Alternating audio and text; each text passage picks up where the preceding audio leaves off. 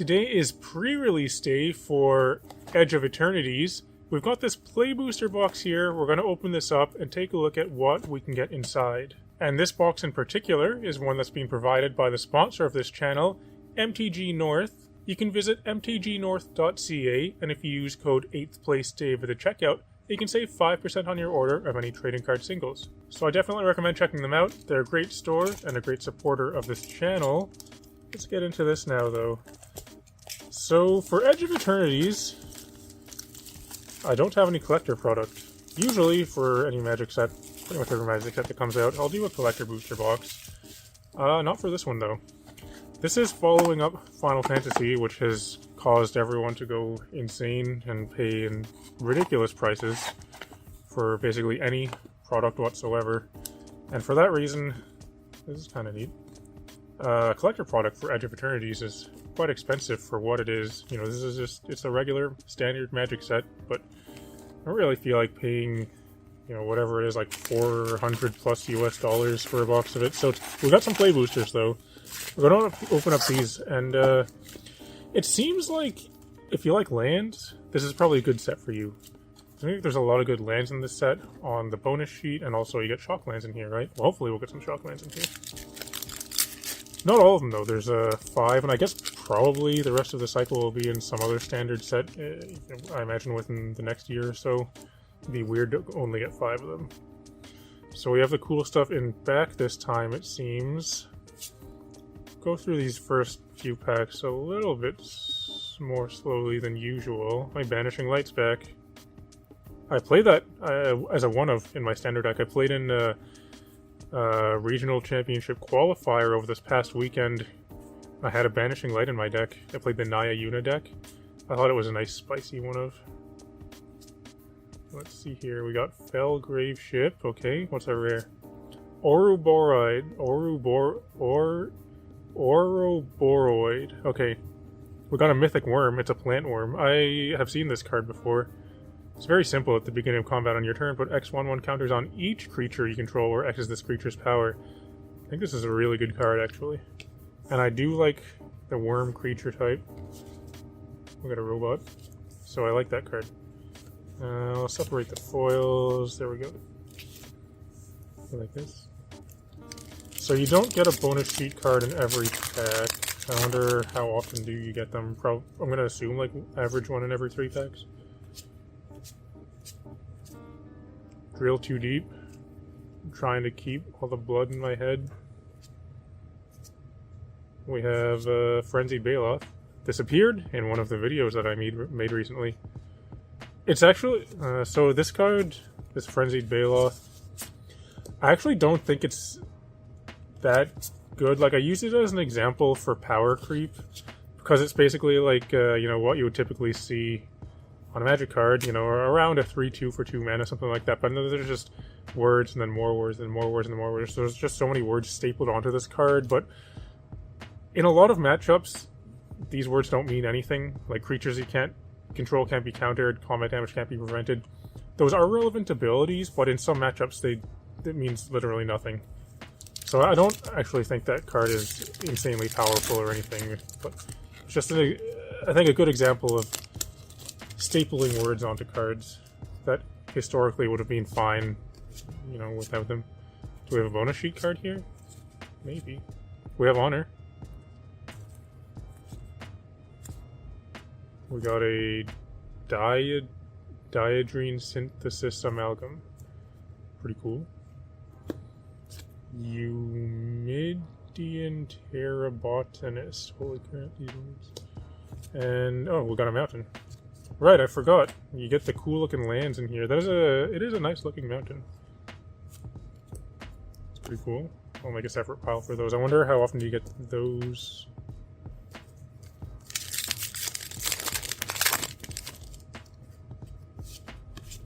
I'm gonna assume you probably get 1 foil per play box on average. You can't get...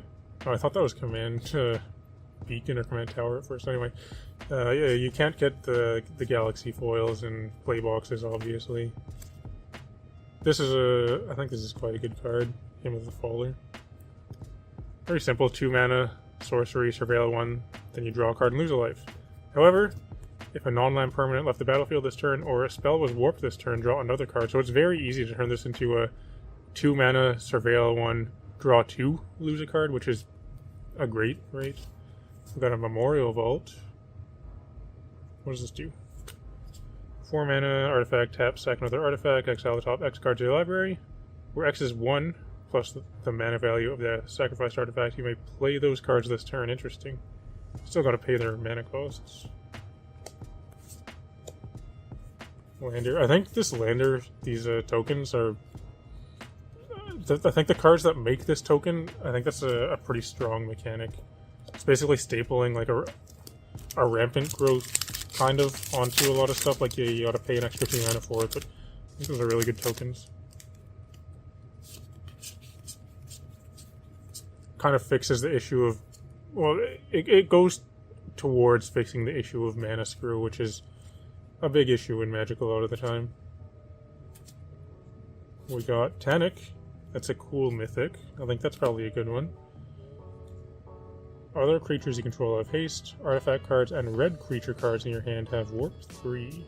And Sammy Wildcat Captain. That was a double mythic pack. Pretty cool. What does this do? Double strike vigilance. Spells you cast have affinity for artifacts. That seems quite good. I like how simple these are, actually. On these, all 3 of these mythics so far, there's actually not that many words. Surprisingly. A lander.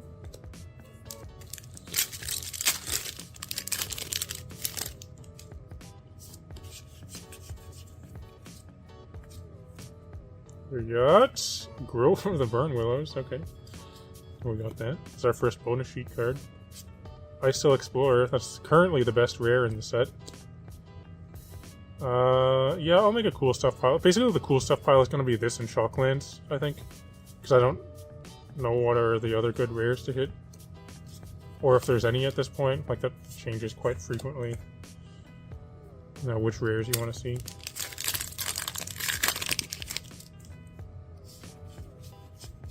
I guess it would be the Sliver artifact thing. That'd be a good rare to hit, probably. Watery Grave, there we go. We have a Shockland. Also an Entropic Battle Cruiser. So, the station mechanic with these spacecrafts, and I believe also the planets, those lands or whatever, I feel like this mechanic is very underpowered. I see this as basically a worse version of Crew.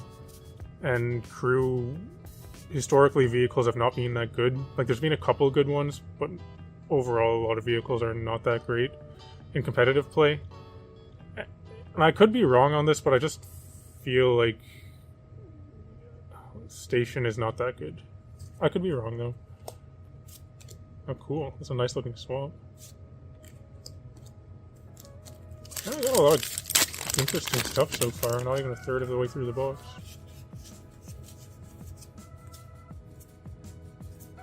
We got Coral of the Void. It does some stuff. I'm gonna read this. Enchant creature you control. When enchanted creature attacks, put target creature card from defending player's graveyard onto the battlefield. Under your control, tap and attacking. Void at the beginning of your end step. Sack this aura unless an on-land permanent left the battlefield this turn or a spell was warped this turn. This could be cool. I think this is probably pretty good in Commander. It really depends on what your opponent's doing, though. Could maybe be a decent sideboard card in Standard or something. Good against, you know, self-mill decks. It would be good against the deck that I'm currently playing in Standard, the Naya Yuna deck. Looks like we got a foil swamp there. That's pretty sweet. Weapons manufacturing. Whenever a non-token artifact you control enters, make a colorless artifact token named Munitions with when this token leaves the battlefield, it does 2 damage to any target. That's pretty cool. Something you want to sack. And then there's our foil swamp. That looks nice. Probably looks awesome in Galaxy foil.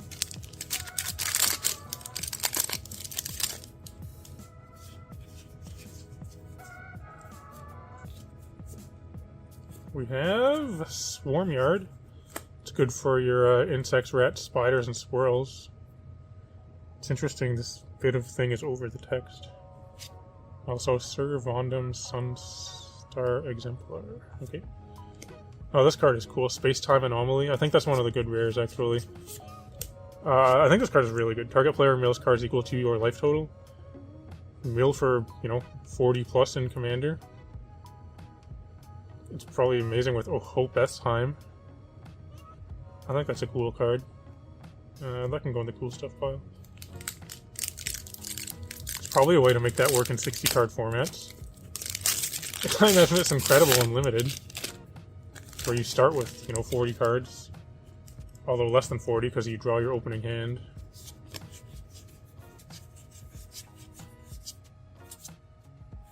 Secluded Starforge, okay.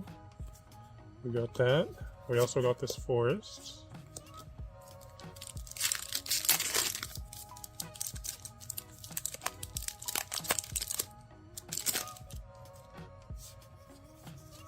And Virus Beetle's back.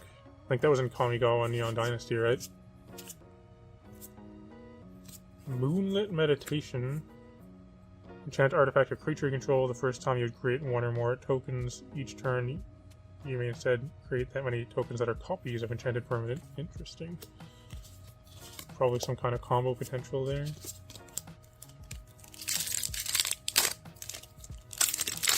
We got a Tezzeret emblem. Does that mean there's a Tezzeret in this pack? It might. So a lot of the time, the emblem does end up being in the same pack with the Planeswalker. Not always. Sometimes. Nope, we got a Space-Time Anomaly though, so that's cool. No vote outs. Yeah, you go there, you go there, and you go there.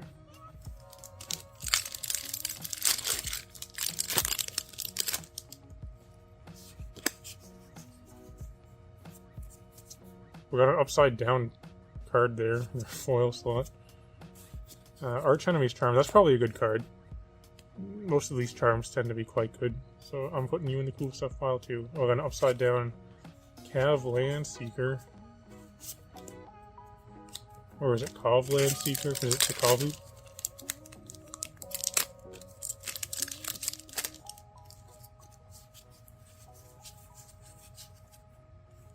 Godless Shrine, another Shockland, nice. Biotech Specialist. I think it's pretty good. And an island. Nice. Yeah, I think those are going to be sought after basics. I was kind of disappointed actually in the Final Fantasy basics. Like, yeah, they're locations from Final Fantasy games, but overall they don't really look that special. Our third copy of Space-Time Anomaly. Well, as I said, I like that card. Oh, this card's good. Emergency Alert. It's kind of like a Beast Within type of card.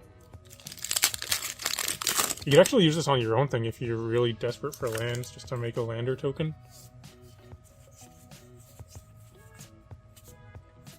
Beyond the Quiet. Exile all creatures and spacecraft. Hey, look, it's Sunfall. Not exactly, though, because you don't get the token, which can become a win condition. So I think that's significantly worse than Sunfall, but still 5 mana, exile all creatures. I imagine people are going to play that card in Standard. We got a bonus sheet card.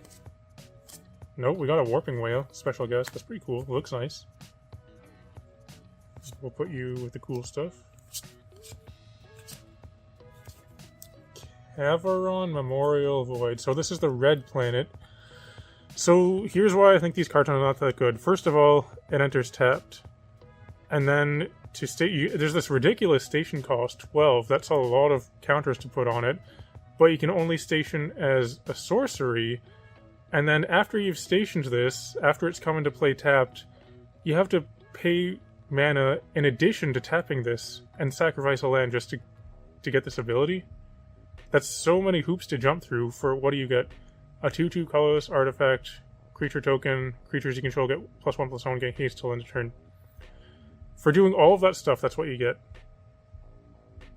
I don't know. I don't really see it with those cards. Maybe some of the others from that cycle are better, but that's just so much stuff that you have to do to get any additional effect out of your land that comes into play tapped.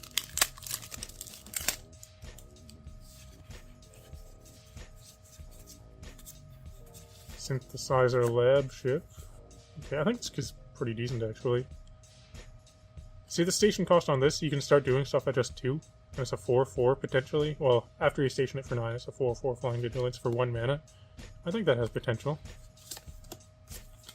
I must say, I'm getting a lot of lander tokens as a drone. I wonder if you get a lander token in every pack and just whatever's on back of it is something different. Mystifying Maze and Halia Guided by Light.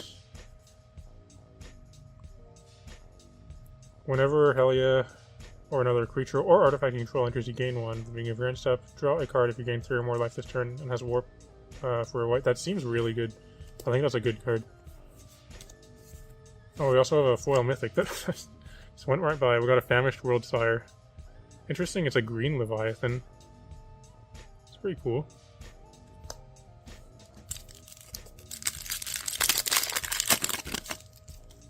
I thought that was just like a foil card.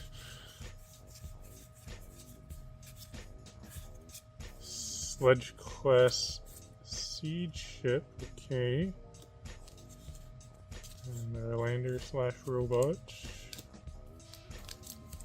Feels like this has been a pretty good box.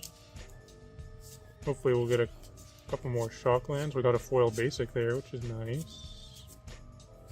We got a blast zone. There's much better cards you could hit in that spot. We got a Menon. Jellyfish Advisor. It's for your Jellyfish tribal deck. Go along with the reality chip. Nice.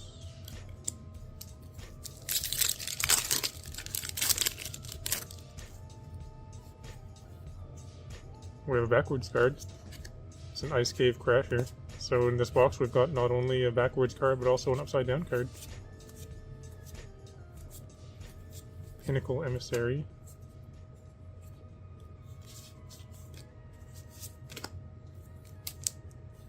Alright, I want to get at least one more shock land and one more mythic out of this stack of packs we got left. And also a mythic card from the bonus sheet. That's what I want out of this box. Might Form Harmonizer. Whenever a land you control enters, double the power of target creature you control until end of turn, so it does Tifa's effect on anything. It's 4 mana instead of 2. It's also a 4/4 though. It seems like it has potential. Another mountain.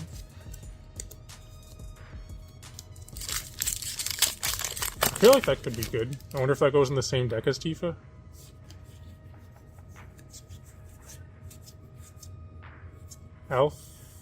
Alfarael, Stone Chosen. There's our mythic. 5 mana, 3/3, got War, discard a card at random, and void when it attacks. If a non-land permanent left in the battlefield this turn, or a spell is warped this turn, defending player loses half their life rounded up. I don't know. Don't really see it for that one. 5 mana is kind of a lot on a 3/3. Yeah, it does have War, discard a card at random.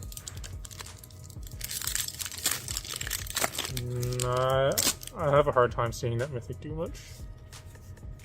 It's probably okay in Commander, as basically everything is. Bioengineered Future. I think this card is good. Cryogen Relic. 2 mana, when it enters or leaves the battlefield, draw a card. So this is an incredible flicker target. You know, you flicker this, you draw 2 cards. You can also sack it to put a stun counter on a tapped creature. I think that card's really good.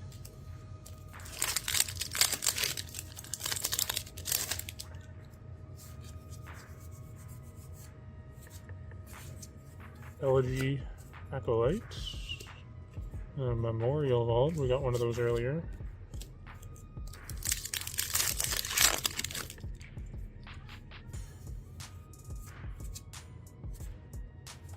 Ragos. We got Zoidberg there. The Lobster Citizen. That guy's pretty cool.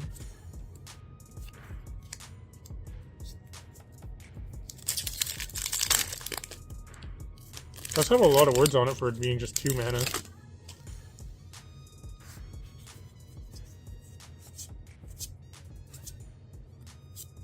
Another Halia. As I was saying, I think that card's very good.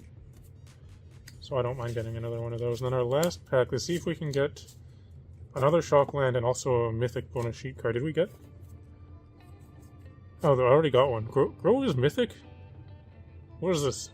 2014? Shouldn't be Mythic anymore.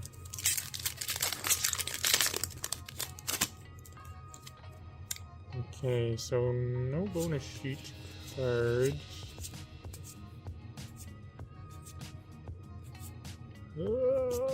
We got Devastating Onslaught. We got a Mythic.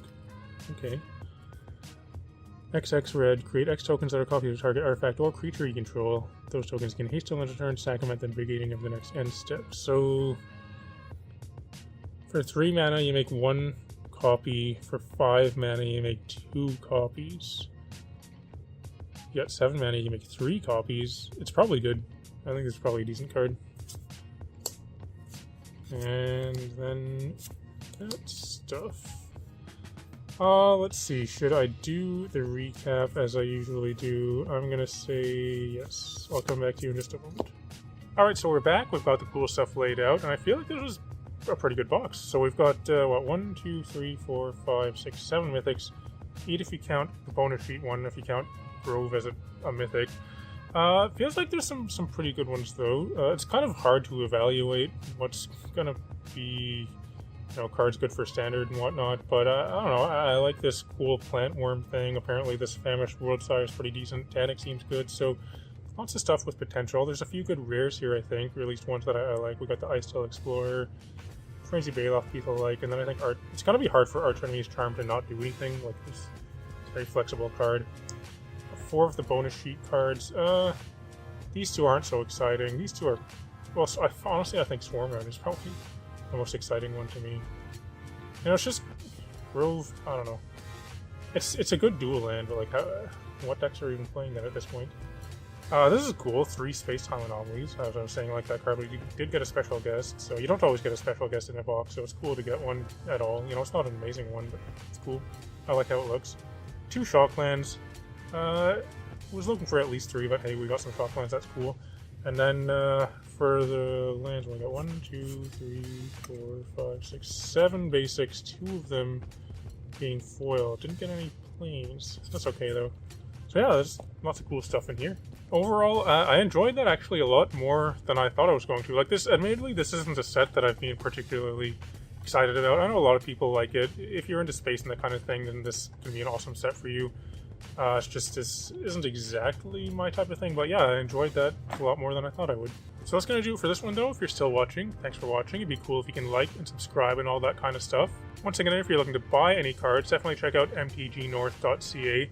If you're looking to build any decks, you can check out moxfield.com. They're another supporter of the channel. It's the service that I use to build all of my deck lists. You can find a link to my Moxfield in the video description below and see all the decks that I'm working on. Everyone should come join my Discord server. You can find a link to that in the video description below. There you can also find my Patreon, where I have the Token of the Month tier, where I send out a new custom foil token to patrons on this tier every month. But I'd like to thank all the patrons that support me on Patreon. Otherwise though, thanks for watching, and I'll talk to you later.